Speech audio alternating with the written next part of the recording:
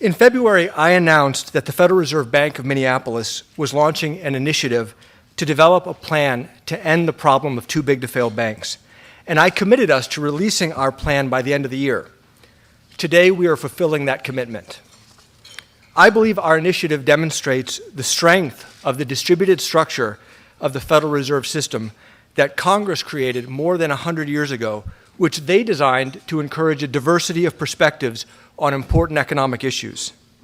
The purpose of my speech is to introduce the Minneapolis Plan to end too big to fail. Step 1 of the Minneapolis Plan dramatically increases capital requirements for all banks, bank holding companies larger than $250 billion to 23.5% of risk-weighted assets. And we count only common equity as capital. That is the key difference between our plan and current regulations.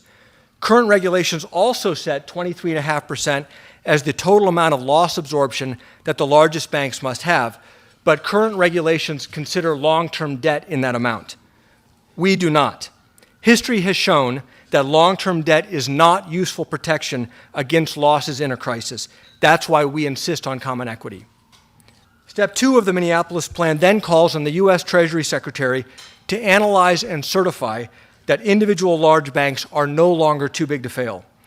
If the Treasury Department refuses to certify a large bank as not too big to fail, that bank will face automatically increasing capital requirements until either Treasury certifies it as no longer too big to fail or its capital reaches up to 38%. Any bank that remains too big to fail will have so much capital that it virtually can't fail. This is the approach our country has taken with nuclear power plants. People understand that if a nuclear reactor melts down, it is devastating for society. So we as a society had a choice.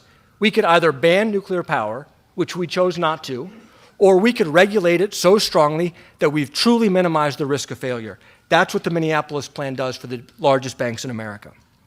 Step 3, impose a tax for debt of large shadow banks, greater than $50 billion, including hedge funds, mutual funds, and finance companies of either 1.2 or 2.2%, depending on whether or not they're systemically risky. One of the concerns many experts in our symposiums offered was the potential for risky activity to move from highly regulated banks to hedge funds and other shadow banks. If we just increase capital requirements on the biggest banks and all of the activity just moves to hedge funds, have we really improved safety? That's a good question. To protect against this scenario, our proposed tax will roughly level the playing field by equalizing the cost of funding between the biggest banks and the biggest shadow banks so that activity doesn't simply move to an unregulated part of the financial system. Importantly, shadow banks that are small or shadow banks that do not utilize debt funding will not be subject to the tax. And finally, Step 4 rationalizes regulations of community banks, which are not systemically risky for the U.S.